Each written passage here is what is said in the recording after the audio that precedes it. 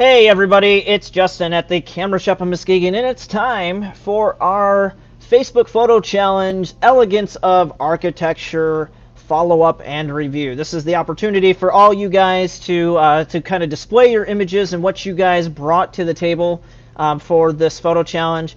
So as a quick thing that I always do, I always like to go through and review exactly what it is that we talked about in our last review process, so that way everyone kind of knew what we were talking about. And I'm just going to get out of this screen, get back into this screen. So for starters, I just kind of want to go over what the Elegance of Architecture, some of the photo tips for that. So if you guys missed our broadcast with WZZM13, if you missed our live broadcast this last week on Monday, to kind of get this all started, I'm just going to go quickly over these tips and tricks so that you guys have a good solid foundation of information to go ahead and do this on your own in the future. So for starters, with everything that we do, inspiration is the first key factor. So one of the things that I like to do, and I'll demonstrate this, I know I'm sharing my screen, so I'm going to remove this. I'm going to go to Google real quick, come back, and I'm going to, we're going to stop sharing, we're going to share, we're going to go to Chrome, new tab. So I'm going to go here. As you guys can see, I'm just in Google, and I'm going to Google architecture photography. Of course, as you can see, Google already knows what I've been looking at here lately, so we got architectural photography. I just click on that, and I've got these wonderful images right here. I'm just going to click on the image tab, and you can see all these different variants of architectural photography that I have in front of me. You've got these different categories. You've got angle lens, interior, wide angle photography awards, tilt shift, arc daily, building, fine art, shooting, and shutter speed. So you've got no shortage of what you can get here. There's even these nice things like abstract architectural, residential architectural, night architectural photography. So you've got great examples of what you can look into. I love this. This is a nice kind of abstract shot of some architecture in between some buildings. But this is the first and foremost thing I recommend anyone to do, is just go through and click on what you're go through Google search some inspiration. Google search architectural photographers. One of my favorites, who is an Olympus shooter, is last name Smith. I can't think of his name all of a sudden. He was just here for a workshop that we did this last year.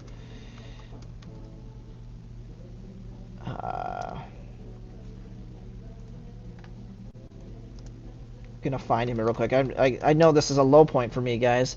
Oh, that's not it. I'll find him later. But anyways, he was here for our workshop that we did, and he did a really great job. And that's kind of the thing that you want to look for, is just Google search instead of abstract architecture photography, we can just do photographers, and we can see who comes up, and we can kind of do famous. And you can click on that, and you get all different kinds of examples. We could probably get a list of famous architectural photographers. Frank Smith is the name of the guy, by the way. He's one of the Olympus architectural photographers. But you can see photographers, architecture. We've got this big list right here, and you can see that you can click on those guys and kind of see their work, get some inspiration, emulate the greats that are out there. That's one of the best things that you can do, to just view their work before you go out and shoot, or look at it and try to copy it verbatim. That's going to help you create and formulate a pattern of execution, and that's what you want to try to encourage yourself to do. The second thing that we're looking at is lights. The most important thing about a photograph is going to be the lights. Photography means painting or drawing with light, so it's very important to utilize light to your advantage, and that's why you want to make sure that when you're shooting, you're picking the right time of day. So some of the things I say to look out for in our write-up is, look how light influences the textures. There's going to be a difference between hard light and soft light. Today, right now, we've got a lot of overcast because we've got a storm or something rolling in. That's going to be very soft light. There's not going to be any shadows on the grounds. If you want a hard light, you would go out on a bright sunny day like it was earlier where you have harsh shadows on the ground. That's going to be able to help you play on shadows and textures because there's going to be more intense light, so there's going to be a dramatic shift in the shadows and the textures when you're looking at that. Feel free to shoot at different times of the day because different times of the day generate different types of light. The typical best times of the day are going to be early morning and late in the evening. Those are when you get the magic hours of light. The evening light will always be somewhat warmer and a little bit more energetic than the morning light because of how the dust in the atmosphere kind of settles overnight. So keep in mind your sky and the time of day and at the angle of light of which the sun is coming into your images. Also be mindful of if there's clouds in the sky. I like to shoot my landscapes or my architectural photos with blue skies, not blue skies, but cloudy skies, because I want more interest in the background. It just adds another visible element. When you just have blue and your skyscraper, it can be okay, but clouds always add a nice dynamic to your photographs. The third hint and tip is going to be angles and perspective. Perspective is key in creating interesting photographs. Shooting from eye level can create great images, but show the viewer something that we haven't seen before. I'm 5'8". I see the world from 5'8". Most people are in my general height range, and we are used to seeing photos from my standing height. If we can kind of expand that and do something different, as you can get really low to the ground, get really high above something, that's going to change the perspective, and it's going to change the way that we see the world, which is different from where we always see it at our general perspective. Try shooting from higher points of view when you're shooting a building. That keeps things perspectively correct. There's a thing that occurs called the keystoning effect, where the horizontal lines of a building kind of go off into this vanishing point out in space somewhere. That is something that you can avoid if you get higher up and you're viewing an object, a building from a higher point of view. You're going to keep things perspectively correct, other than being at the ground and seeing things kind of keystone on you. So always be mindful of your perspective and angles. Line, shape, and details. These are something that you get, like the lines and shape, you'll be able to play emphasis to by utilizing the way that you shoot your angles. Just be mindful that architects are artists in their own right, and they know the importance of line, shape, as any artist and designer does, just as any photographer. So keep your eyes peeled for horizontal, vertical, and diagonal lines, and also curved lines, because lines can lead your viewer through your image, and they create and imply movement and influence your viewer's emotion. So it's telling your viewer, lines can tell your viewer where to look. They can create and imply different moods. So curved lines feel a lot different than diagonal lines. So it's important to kind of look for these things, because these things will help lead people through your images. And remember, the devil's in the details. If you come across any implied shape or lines in the structure, focus on them, play with them in your composition, fill the frame with them. Your images will be better off for them. Make sure to shoot indoors. Architects take great pleasure in designing both the exterior and interior of buildings. So just as much that goes into the design of the outside goes into the design of the inside. So make sure to get in, because again, architects are artists in their own right, and they're designing a building so that it can be enjoyed. And there's a lot of elements that play into that. Converging lines, that's what happens with the keystone effect when we kind of look from the base of a building up towards the sky. This is the visual distortion of two or more lines that get closer and closer together as the point gets closer together in the invisible vanishing point in the sky. This typically occurs when you look up at a building, and it can be corrected shooting through a higher vantage point, as we discussed earlier, to reduce that distortion. Or you can accomplish this effect with a tilt shift lens, which is a really cool lens. Our cell phones emulate a tilt shift lens to some extent, but they don't do quite the same job that like a large format lens would do. And a large format camera is going to be like those old school cameras that they're 8x10, 4x5 that you go under, you have the drape, and you can kind of correct their lines with a view camera, which is a lot of fun. That's what I did in college. The last thing is suggested equipment beyond the tilt shift lens. To get the most out of your shots, utilize a wide angle lens. A wide angle lens is going to give you a wider breadth of view. It's going to allow you to see more in your frame. Shoot on a tripod. Shooting on a tripod will add additional stability to your shots, and it'll help you control the distortion better. and making minute adjustments, really and reducing the camera shake from being handheld. So you can get great handheld shots, but if you're just shooting a building that's architectural, take your time, put it on a tripod, get your angles, lined up, be parallel with the building. This will help reduce the distortion by shooting on a tripod, because it's going to help you slow things down. And that's the biggest thing with photography, is we're always snap, snap, snap, snap, snap. But we want to slow photography down, because if we slow down the process, we're thinking critically about what we're putting in that frame, and that's going to help create a more compelling image when you're being more intentful in what you're putting in, when things have more purpose. The last thing I'll say is use a CPL filter, which is a circular polarizing filter. And a circular polarizing filter is going to help cut the reflections down off of the sky. So it's going to make the sky a reflective object. So like a building has a lot of windows. If you spin the circular polarizer just right, you can cut the reflection off the building, and you can add the sky or get rid of the sky. It just has different effects.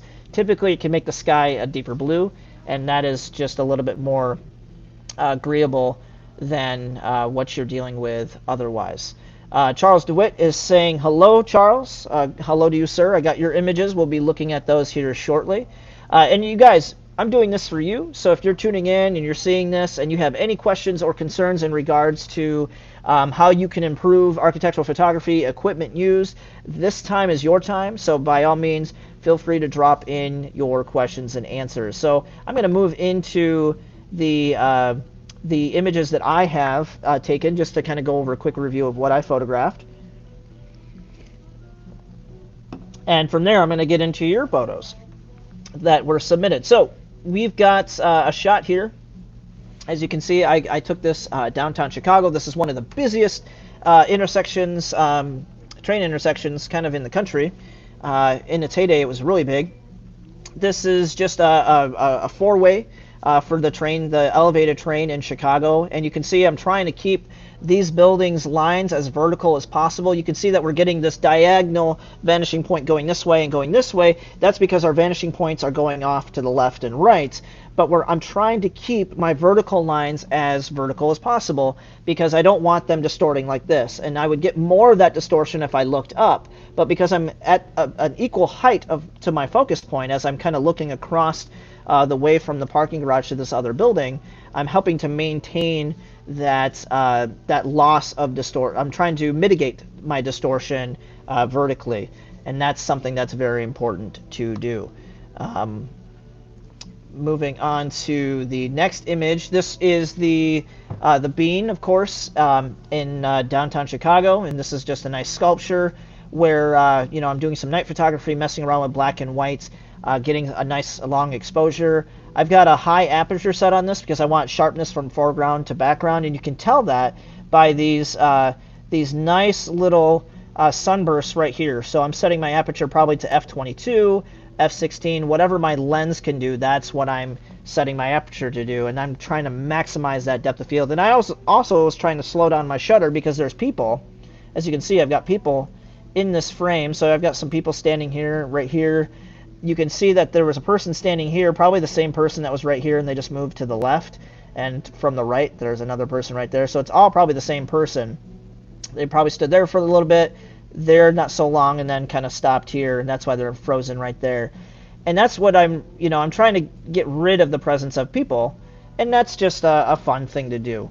So don't forget about sculptures in the grand mist of the architecture behind it. And this is just a different point of view where I'm looking, again, look around your object. That's another thing to do, is always move around what you're shooting, because there's going to be different angles and different ways to attack that image, and some point of views may be more interesting than others.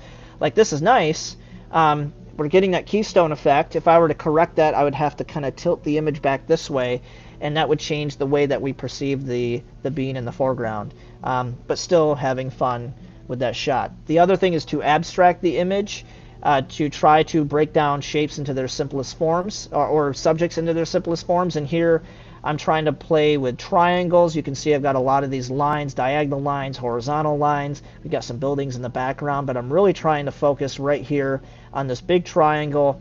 The nice thing about color is that we have to remember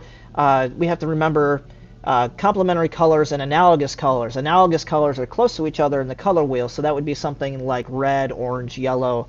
Those are all next to each other in the color wheel.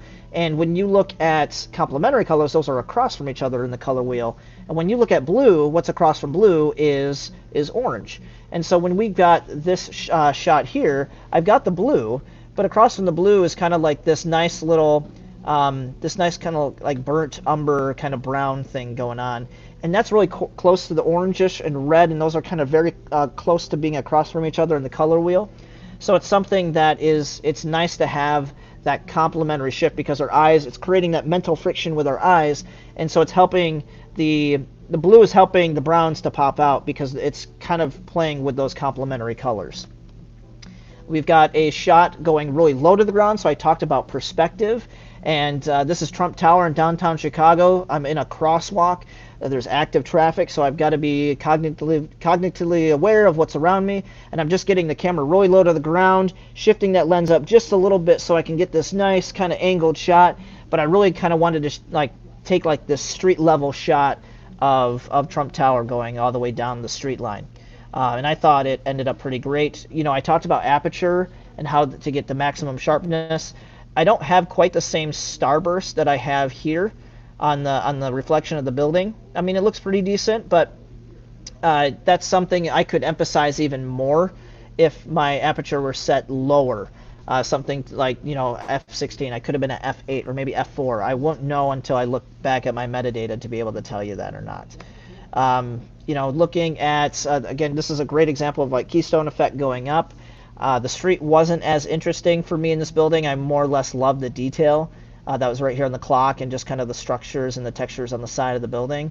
So that was kind of my focus point. I don't typically like shooting things in the shadows of the buildings because you don't get as much out of them. In this case, it wasn't that bad. I could have shot from the other side, which would have been in broad, just bright, unsolicited sunlight. So this was just, I was getting a lot of reflection off the surrounding buildings, and that's kind of helping light up those shadows. One of my favorites, Chicago Theater. Again, I'm trying to keep all my vertical lines vertical, and I got this vanishing point where the bus is going down the road to the right and just kind of creating this warp speed kind of feel. It's always fun to mess with long exposures in your cityscapes. So if you're doing any night photography, try to implement the human factor in any photography that you do, because adding that human element actually shows that the city is living and breathing versus it just being stagnant and nothing occurring. Older shot from my glory days back in Minnesota when I was out there for school. So this is just giving you an idea of something old that I shot versus something new and kind of the techniques that I picked up from there. This is a night shot at the Gold Medal Flour Factory out there. You know, Minneapolis was really big for the cereal producers like flour and stuff like that. So that's something that was really cool out there. I really loved shooting this. I would love to revisit some of my old photos and kind of go through that, because I would perspectively correct this because it's going like this, and I could kind of pop it out like this and kind of straighten everything out to make it right with the world. Also had a chance to shoot some things down at the University of Minnesota, Minneapolis. The University of Minnesota. They call it the U of M. Of course, we have our U of M, so it gets very confusing. They are certain that their U of M is their U of M, but this is one of their buildings on campus. Again, looking at the architecture and how this photographer has, not this photographer, but this architect has implemented all these flat surfaces on the building, and how they've got these nice triangles. I thought that, hey, it would be nice to kind of zoom in, and if you wanted to make an abstract of this building, you could do something like this by zooming in and breaking it down to its lines and its shapes. I shot this with a large format camera, so this is a 4x5 film camera, one of those cameras that you go underneath the drape and you take a photo. This helps me to kind of flatten out that space and make everything perspectively correct, because the lens board on the back of that shifts from left to right, up and down, and that helps to keep things parallel to what you're shooting, to keep the perspective correct. I also shot this on large format, but I kept the keystoning effect. This was before I knew I could correct it with a large format camera. Really nice, beautiful gradient in the sky. This is the Bungee building. There's a train trestle right here in the back, and just really nice, beautiful film shot. You got a lot of detail in here. This is a lower res scan because I'm pulling this from online, but just those grain mill towers, just really fun to shoot. you know, you could shoot any time of day. I've got the setting sun out in the west, and somehow I was able to get this little bit of light kind of hitting the building from somewhere, maybe just kind of bouncing off the sky, but it just created this really great kind of reverse gradient photo where the sky's gradiating, we got dark in the bottom, and there's just enough light in the middle that's kind of popping out just a little bit. It's just one of my favorite shots. Shooting from up high, again, we were shooting from a higher perspective, trying to keep things perspectively correct. This is downtown Minneapolis. You can see I'm trying to keep those vertical lines vertical, horizontal lines horizontal, and we're going to get that vanishing point going out this way, some way, way out in the background. But that's what we did with that. Just doing an HDR, doing the same thing, kind of looking at the buildings downtown.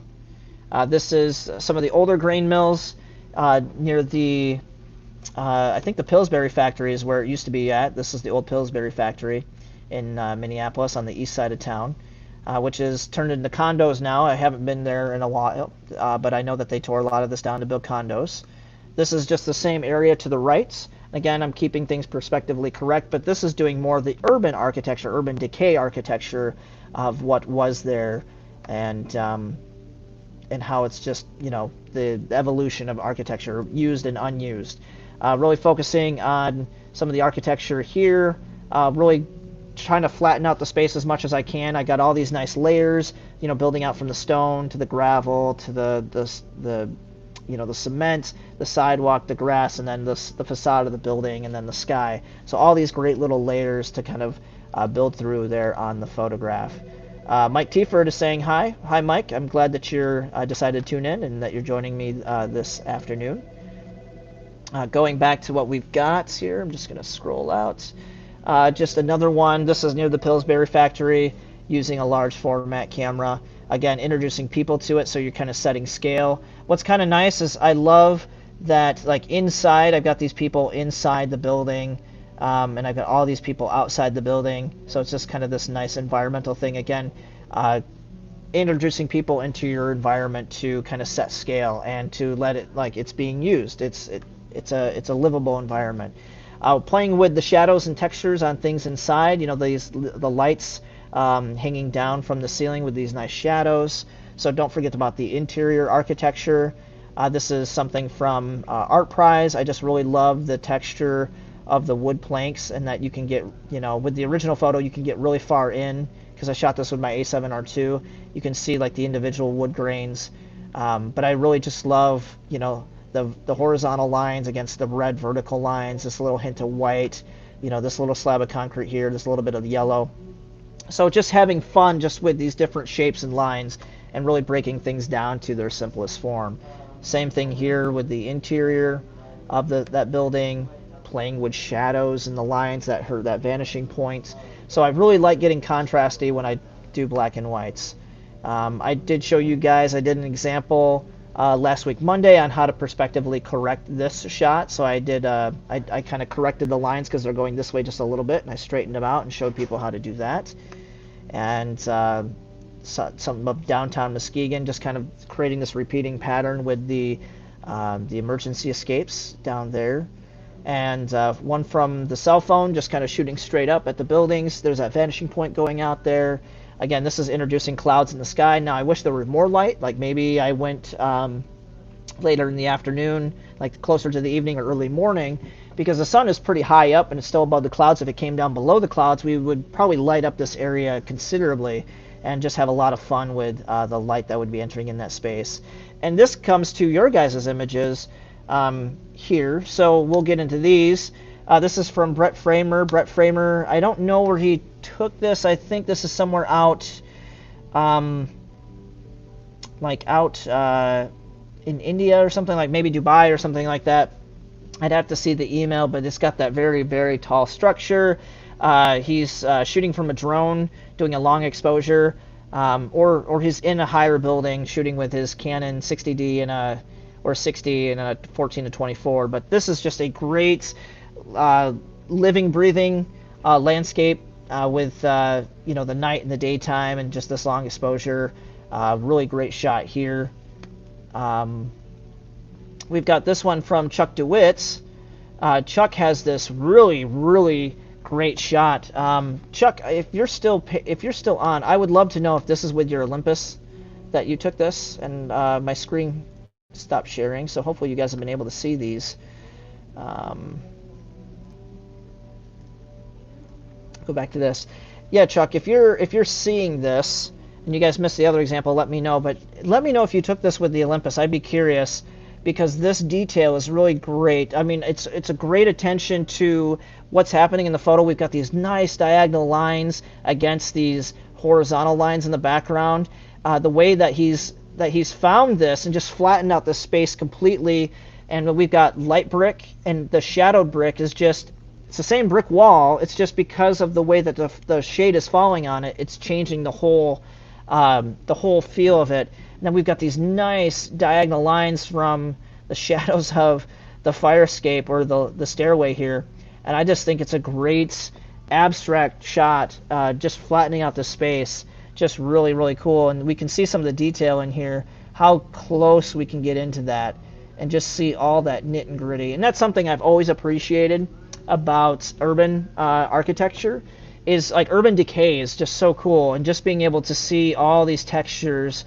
You know, I can kind of, yeah, I don't know if you guys have done this. This is just the powers of association that are playing in my brain, but I know that I've gone up to rusty paint and just kind of picked away with your fingernails at those the rusted paint that's kind of flecking up, and you're just kind of just picking it off and picking the flecks off of the rust. And I can hear that sound, and it's just, that's the one thing I love about textures, is that the power of association can play into that, and it's so much fun. You should be able to see the pictures now, Chuck. Sandy Bruce is saying hi. Hi, Sandy. And he took this with his EM1X. So yeah, just the powers of Olympus, guys. Just look at this detail here. I'm going to get back into this shot. I mean, this is getting into, you know, zooming in and just looking at the facade of the building and how much detail we have here. His focus is probably more on the wall, considering that's sharper in focus than the stairwell here. There's a little bit of blur on the stairwell, which means that he's shooting for the sharpness back here. Chuck, if you did focus on the wall, you could have focused right here and shot it at f8 or 16 or whatever you shot it at, and the wall would still be in just as much focus as your stairwell. Either way, I'm happy regardless, just because of the way it looks.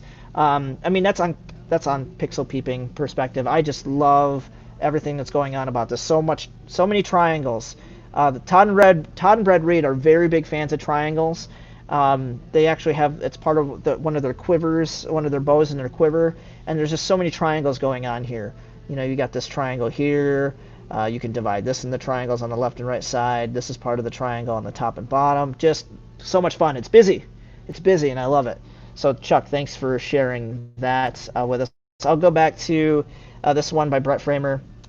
Yep, this is by Brett Framer. Let's see if that stopped sharing. Yep, it stopped sharing that, so I'm going to go back. So this is by Brett Framer. This is overseas somewhere. Got a great shot from a drone. So if you guys missed that earlier, that's the shot that he shared. He got this long exposure, I think, from a drone is what it said in his email. But he also had a Canon camera listed with a 14-24 f2.8 Sigma lens. So there's that. We already did Chuck's image. This is another one from Chuck DeWitt, and he's shooting this probably with his EM1X as well. Just kind of getting the architecture of the newly installed Grand Haven Pier. These lights are really kicking. I know a lot of people have kind of said like those LED lights are really bright. You know, he's got a higher aperture because we're starting to see that sunburst, and we're really looking, you know, he's adding that human element, which is great because we can set scale to how big this is. It kind of helps set like how big that person is in the background, and I think this is a great shot too. I love the shapes here. One of my favorite shots is from Mary Rogers of the Grand Haven Pier. She's shooting from down the middle of the structure there, of the catwalk structure, and it's just that repetitious line going straight down to that vanishing point. So a good shot here as well, Chuck. We've got this one. I forgot who this guy's from. I'm going to have to minimize this and reshare. This is from Mika's architecture. He calls all lines is what he's calling this image. And I'll get back into this here, guys. Just be patient. And we'll full screen this. I really love this. I was going to show like one of my curved lines. There's a little hint of curve up at the top. And even though these are lots of lines, there's still kind of this implied curvature to this space, even though it's very like rhombus shaped, very like horizontal vertical as much as you can get. I mean, yes, they are all angled, but all these angles, these diagonal lines are creating movement. I don't know about you guys, but I'm moving like this way from the right to the left of the image, and just kind of like that swoop feel, like you're swooping through and going this way. And that's the power of lines in your photograph, is they can make you feel or go in a way or shape in a direction. So great gradients and play on shadows. It's a softer light. You can tell that there's bright sunlight in this top right hand corner. He's in the shadow of the building. There must be something back here because the light is kind of bouncing back into the photo, so there might be a lot of window light behind him that's bouncing back and kind of filling in some of this space here. Get out of this, go to the next one. This is shot by, I believe, Megan Gallagher, and this is just a great shot of stairwell, and this is shooting the detail of architecture. If you guys look at stairwell architecture, you will more than likely always see a spiral staircase going somewhere. And I love these shots because in black and white, I would have loved to have seen black and white, Meg, because that kind of detracts us from the color. Unless you want the color, it's kind of got this nice kind of brownish greenish kind of tint going down. And I kind of think of your mind, again, power of association. I kind of think of seashells and stuff of that nature, and how that just kind of corkscrews down. And I would really love to see this in black and white, because you can really push the contrast on that and really draw our attention down into the recesses of this stairwell. And I believe she sent this one as well. Man, this looks, I think this is Vegas, inside downtown, near like Caesar's Palace or something. I think they have a working thing, and that's, you're seeing the lights overexposed from the ceiling because they have like this kind of concave ceiling that it looks real. If you guys have never been to Vegas, you should go out there. So I'm thinking this is Las Vegas, and this is kind of emulating Italy, like Venice. Just a really cool thing. It's like it's looking at the architecture with the water indoors. If you guys have ever seen that ceiling, it looks fake. It messes with your mind. You feel like you're outside, but you know you're inside. So something to look at there. And that's what we've got for sharing this time around, guys. The next one that we're doing is going to be, let's see, she says that's from Big Sable Lighthouse. Okay, cool. Yes, Megan, thank you for chiming in. I'm glad that you are tuning in and that you're able to see that. Yes, and she says it is from Las Vegas, the Venetian, and the only dead giveaway is those highlights along the ceiling. You can tell that's where the lights are pushing. You might have taken that with your cell phone. I'm willing to stab a guess that might have been with your cell phone. You can let me know if I'm wrong or not. I'm just trying to put all the visual pieces together in my mind. Is that typically the highlights up there would only get weird because you're trying to expose for the shadows in the foreground, because there's no light. There's not enough light in the room unless you're shooting on a tripod to balance seeing everything. So let me know if I'm right on that. I'd be interested in that. And I hope my feedback on changing that to black and white was well received. If you don't mind, I'll quickly try to bring this up. I'm going to open this in Photoshop and see if I can quickly kind of put this into black and white and see kind of what the results are. You are correct with a cell phone. See, this is what I love about photography, guys. If you guys look at images long enough, you'll be able to tell what and how you're shooting, how and what you're shooting with without looking at something. And that's kind of the fun thing, is When you guys kind of send in some of your information as far as what the image is, like what camera you're shooting with, sometimes I don't even bother looking at that. I just like to look at the images first. And again, it's just like if you look at images long enough and you're looking at work repeatedly, you're going to start to take into account how and what you're looking at, and it's going to become second nature. Like you're deconstructing a photograph, and that's the fun thing about critiquing these, is that we're breaking them down. So I've got your image opened up, Megan, and she would love to see the black and white. So thank you. I don't, I don't like to mess around with people's images unless I have their permission. So let's kind of explore the black and white real quick here, guys. I'm going to share the Photoshop screen, and we've got this. And one way we can do this really easily is we can go to layers, and we can go to just black and white.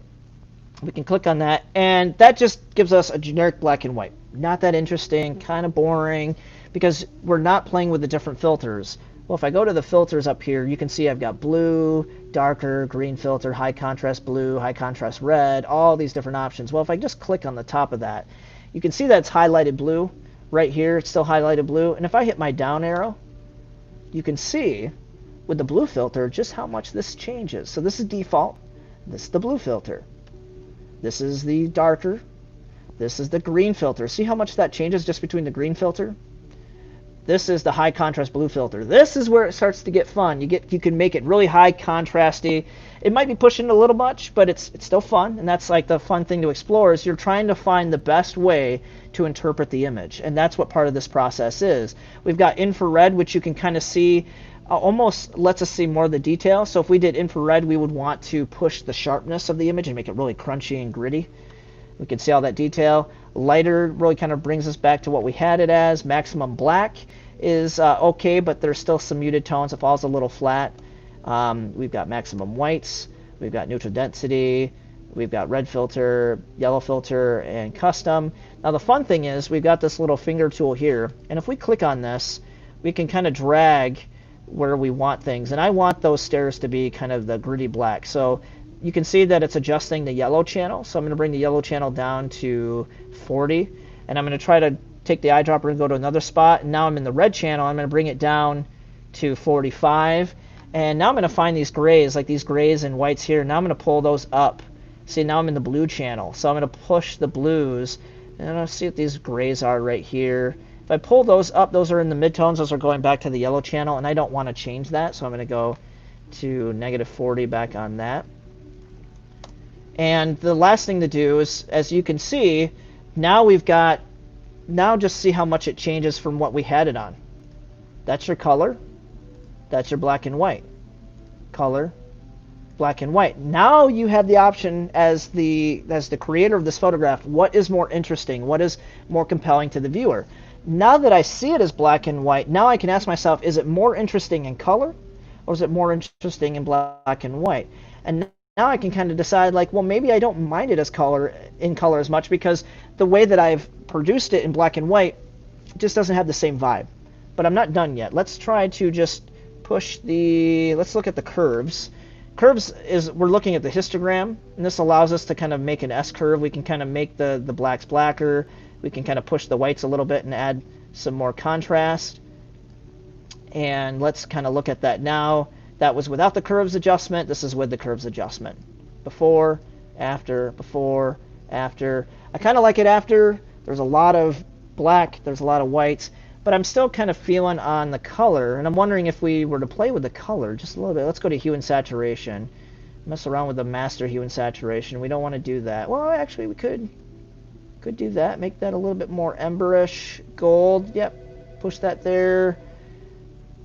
Push this here a little bit. Maybe I want to get these blues to really shine. Let's see if we go into individual channels. Oh.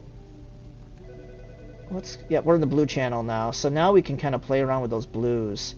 We can make them purple. Make them green. Don't like that. Push the saturation. Don't like that. We can make them lighter or darker.